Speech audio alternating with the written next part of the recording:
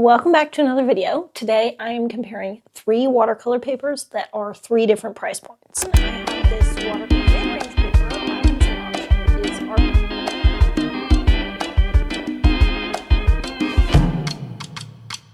is I did my best to make the paper as uniform as possible based upon the weight and sort of on the size and the amount of paper that you get per pad. Obviously, I can't make everything the same. And then also these are 3 different brands. So I think within these brands, they have higher or lower priced paper. So this isn't like this brand is trash and this brand is great. It's just comparing mostly what you get for the price that you're paying. And if, you know, the $8 watercolor paper pad is comparable and just as good to use as the $40 watercolor pad. So for the cheap option, I have this watercolor pad by Artist Loft, which is, I'm pretty sure Michael's brand, and I think it's their own thing.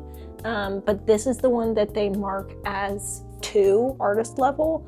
I think they have, within Artist Loft, I think they have 3 levels, and like 1 is student grade maybe, 2 is artist, and 3 is probably professional. This is what they had at the store. They didn't have other options, so this is what I got. It's 6x9, 140 pounds, 28 sheets of paper, and I paid $9 for this pad. For the mid-range paper, I have the Canson watercolor pad. This is a 9x12 pad of paper. You get 30 sheets. It's also 140 pounds. And this pad of paper was $16. So just, if we're keeping track, double the price. I understand it's not a perfect comparison because this pad is smaller, but they didn't have this size, so. And then finally, the last, what we're gonna say is the expensive option is Arch's watercolor paper. This is their cold press paper, not their hot press. This is also 140 pounds, 9x12 inches. Notable difference, you only get 12 sheets of paper in this pad. And this pad at Michael's costs $37. All of these prices are not including tax, and obviously not if you have sales or anything like that. And then also you probably can get these papers for cheaper at other stores, or if you buy them in bulk, whatever. These are just standard Michael's prices at my own Michael's store. So the plan is I'm gonna do something similar to what I did in the watercolor comparing video, where I'll have the 3 papers side by side, and I will do the same painting on each one so that there's not variety in what we're looking at or variety in how I choose to paint something. And that way, we have the least amount of variables when we're testing the paper for different things that we want to look at.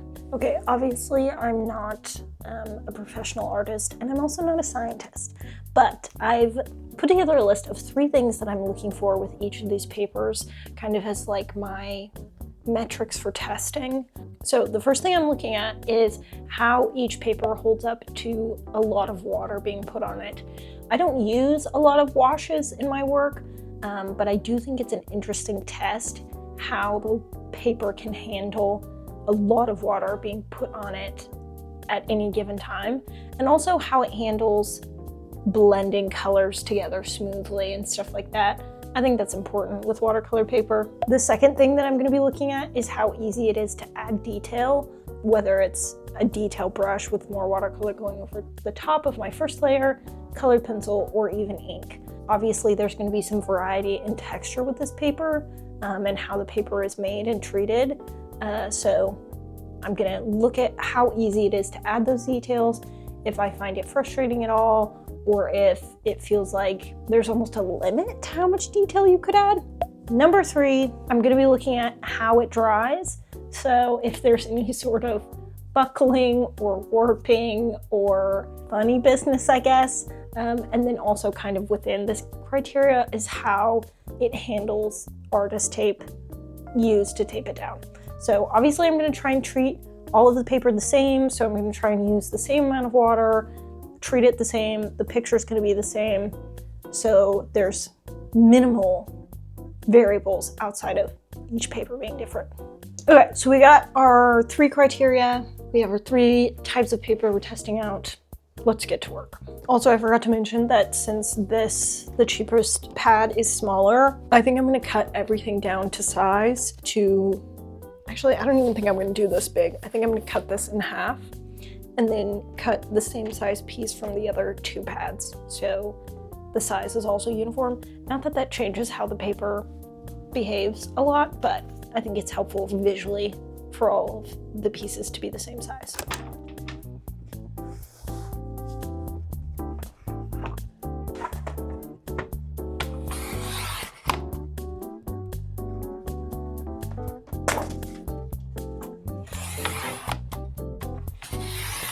Ugh, it's painful to cut this paper, but that's okay. It must be done for the sake of the video.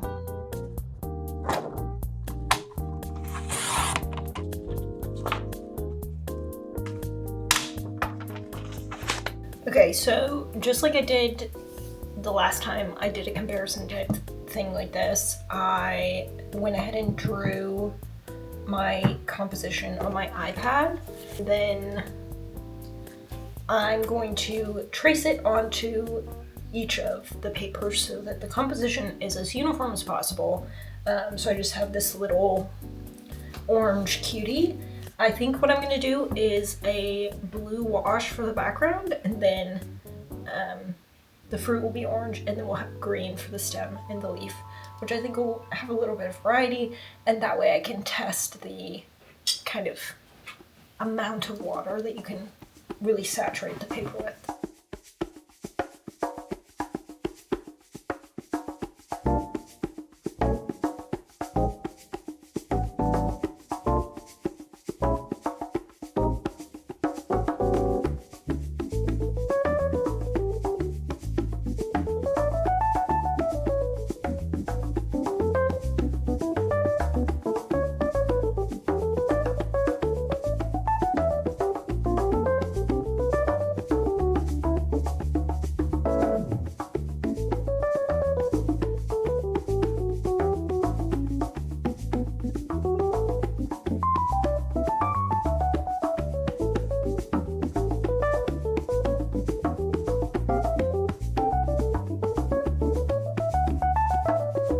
Okay, so with just the wash, the blue background, I'm noticing that it almost feels like the Canson paper is bubbling the most and warping the most, which is kind of interesting. There's definitely some warping and a little bit of like the bubbling on top, but it's not terrible. Arches is also doing that as well. I know that generally speaking, with watercolor paper, you're supposed to get it completely wet, let it dry, and then start working on it again. I have never had the patience or discipline to do that. But yeah, now I'm gonna let these dry, and then we'll do the orange, and then go in with some colored pencil and some ink to do some of the detail testing, and then we'll let them dry again and see what happens. Okay, doing the detailed work on dry paper instead of wet paper, the way that the colors blend together and bleed into the paper on the arches, is pretty much unparalleled to the other two. Maybe it's too early to say, but I think it does make it worth it. So, I will also say I didn't really talk about this, but the blending of the blue background is the most seamless and even on the arches. There is some kind of unevenness on the background on both the Canson and the Artist Loft. That probably could be some like error on my part, not necessarily the paper, but it almost feels like the Arches paper is more forgiving, which is kind of interesting. I heard in another YouTube video where an artist was talking about paper, actually, she was saying that she had once heard advice that if you're a beginner artist, you should buy the more expensive professional grade materials because they're actually easier to use, and so it'll make the process of you learning to draw or paint or whatever actually smoother, as opposed to getting frustrated with a cheaper alternative. And I thought that was a really interesting perspective. I don't think I've ever heard that advice before, because generally the advice is that if you buy cheaper materials, you're less precious you're less precious with it. And so it makes you less afraid, you know, to confront the proverbial blank page. Like, you're not precious with your materials, so you're gonna make more art because there's no fear inhibiting you, which I do think is true advice. Like, I do think that's helpful. But the using good tools so that there's less friction when you create was pretty good advice too. So, you know, take with that what you will. There's pros and cons for both. Now, I'm gonna do some colored pencil.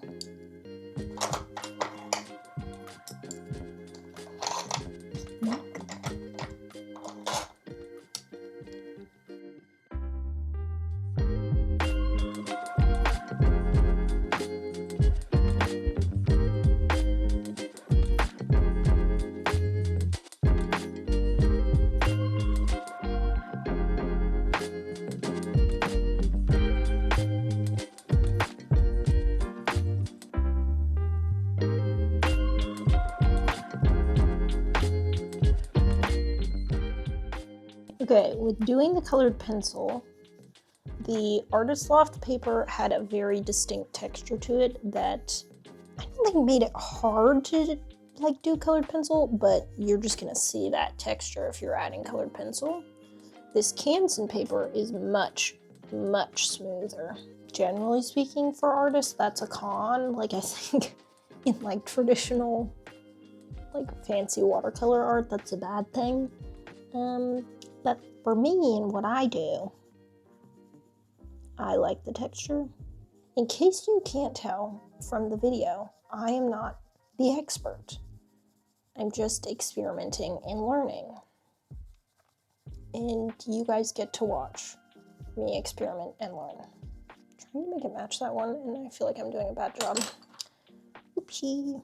In the past, when I have used purchase paper with colored pencil on top, the texture has been a lot to handle. But again, that is one of the absolute pros for Arches paper in my mind, because even though it's difficult to do things smoothly, you know, the way that I want or whatever, the texture is just, it's so beautiful. I want to fight with it, you know? And the colored pencils are behaving differently too on the Arches watercolor paper.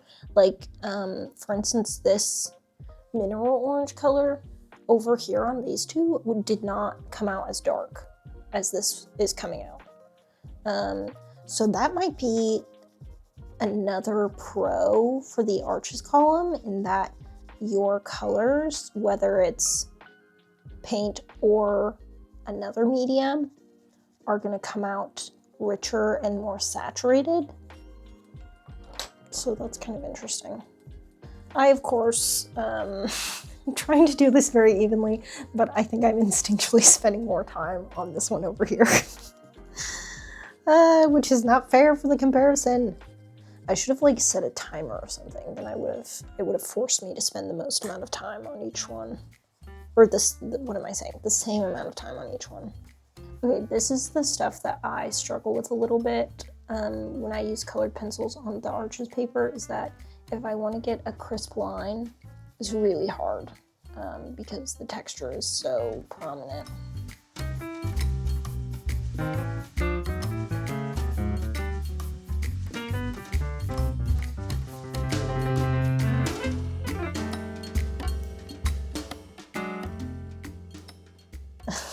This pen does not like this paper. Maybe this is why these 0.5 ones that I own are always tried out and like not working, is because I'm using them on this paper and it can't handle it. It's like too much texture for it. The final reveal for this is how it handles the tape coming off. A little bit of tearing in the corner. Okay, but that was just a little bit when it was getting started.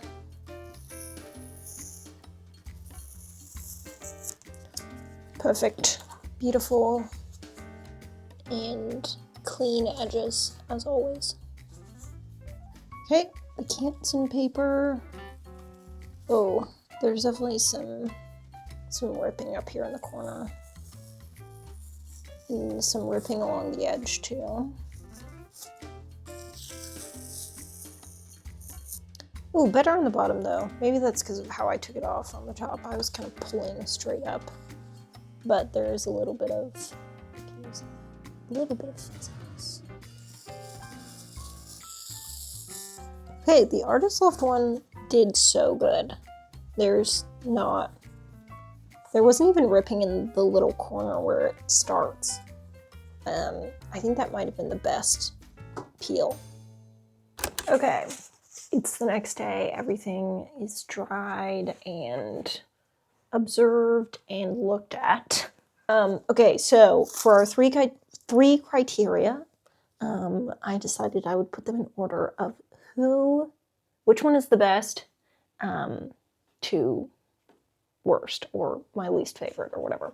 Okay, so for the first one, how well it holds up to water, and putting a lot of water on it.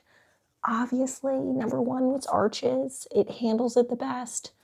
The paper itself absorbs the water so beautifully, and when you do a nice wash over the top, it blends so beautifully. It just looks really good and really even if you're not very good at that, which I'm not great at it. I haven't done it a lot, I haven't practiced it a lot, but Arches is very forgiving, which I think goes back to the point of, if you are a beginner, there might be some value in getting higher quality supplies because it might be less frustrating. I don't know, something to think about. Second for that was definitely the Artist Loft paper. Interestingly enough, the cheapest option, I feel like handled it better than the mid-range option. I feel like the wash is more even. It was able to absorb paper better, and it also warped less than the Canson one. And then I would say third for me was the Canson paper. The wash is not as even. There's a little bit of I'm forgetting what the specific term for it is, but there's a little bit of splotching. And then this paper warped the most. For criteria number 2, how easy it is to add detail, I realized afterwards that this criteria is a little bit challenging to rank them, because if we're talking about how easy it is to add, there's a clear order, but for me, just because it's easy doesn't mean it's what I prefer. So if we're talking about how easy it is to add, the Canson paper is the first, just because this paper is the smoothest out of the 3 options. And so if you're doing things with any kind of pencil or pen or even ink, this is going to be the easiest option to add that on top of, because you're not going to be fighting with the texture very much. I feel like the colored pencils blend in the most on this one. And then after that, second would be the Artist Loft, and then third would be the Arches paper. The Arches paper has the most texture out of the 3, which makes it the most challenging to add detail to. I, however, would still choose the Arches paper if I was only looking in this category, because this is something so interesting that I did not notice until I did this experiment. But the Arches paper, because of the texture, when I did put the colored pencil on it, the color was more saturated. It pops off the page a lot more than the other 2, which for me is a huge pro. That's a fat pro, even if the texture is a little more difficult to work with. And I also like the texture. I like the way it looks with the colored pencil. With the ink, it is a little bit challenging, especially the really thin micron pen that I like to use. That's challenging with the Arches paper, and it was definitely a lot easier with these 2. But again, for me, the Arches paper is worth it, because look at how much more saturated the Arches one is. For criteria 2, if we're talking ease of adding, Canson is first, Artist Loft is second, Arches is third. However, if we're talking about what I prefer, Arches is first, Canson is second, Artist Loft is third. Because the thing about Artist Loft is it has more texture than the Canson one, so that does make it more difficult to use, but it's not really doing anything, because the Canson one and the Artist Loft one look identical, so you're fighting with the texture and not really getting anything in return. Whereas this one, you're kind of fighting with the texture, but you're getting something in return. The colors are much richer. Hopefully you can see this on camera and I don't just sound crazy. Maybe I sound crazy. I don't know. Okay, so for criteria 3, how it dries and handles tape and stuff like that, which I kind of talked about with how it holds up to water. The Arches paper dries the best. Obviously, that's number 1. The Artist Loft paper, I think, dried the second best, and then Canson is in third. It warped the most. Also, I had the hardest time blending out this shadow on the Canson one. It was much easier on the other two. I think the shadow looks the best on the Arches one. And then as far as how well it handles tape, which is a part of category 3, but feels like its own category. Number 1, color me surprised, was the Artist Loft one. That was the only one that didn't even have a speck, a tiniest shred of tearing. The Arches one also had pretty much none, but there was a little tiny rip in the corner. Again, the tape tearing thing might be user error. It might be that I'm pulling my tape off incorrectly. I try to do it from the side and like roll it off, but I don't know, sometimes I do it wrong. So it's nice to have paper that's forgiving, which this Artist Loft paper was very forgiving. It came off so easy. So Artist Loft came first, Arches came second. The Canson paper rips every time. No matter what tape I use, no matter how I pull it off, the Canson paper rips every time. So respectfully, no hate on Canson paper. It doesn't handle tape well. That's my comparison on cheap versus expensive watercolor paper. I think all these papers have merit and have a use case. And honestly, use whatever paper you want. Use whatever paper you can afford, because if you're creating, that's really all that matters. So that's my official opinion. And I will continue to use whatever paper I want. If I don't want to spend $37 on a pad of Arches watercolor paper, I won't. But if I do, because it's a delight to use, because it really is a delight to use. If you've never used expensive watercolor paper and you've been working on watercolor paper for a while, you should just buy some and try it out, because it is a new experience and a lot of fun to use. And if you've been frustrated with paper in the past, you should try a more expensive kind, because I think you might find some of your frustrations solved. But also, if you like cheap watercolor paper, there's no point in buying expensive watercolor paper. So I hope you found what you were looking for today. And if you didn't, I'm sorry for wasting your time. If you would like to see more videos like this, please leave a comment below. I have an idea to do this same concept with colored pencils, which I'm pretty excited about. I think I could do 3 or maybe 4 tiers of price points when it comes to colored pencil. So that might be the next one I make if you're interested. Thank you so much for watching this video. I've got to take this dog outside. He is desperate to get out there, and I will see you in the next one.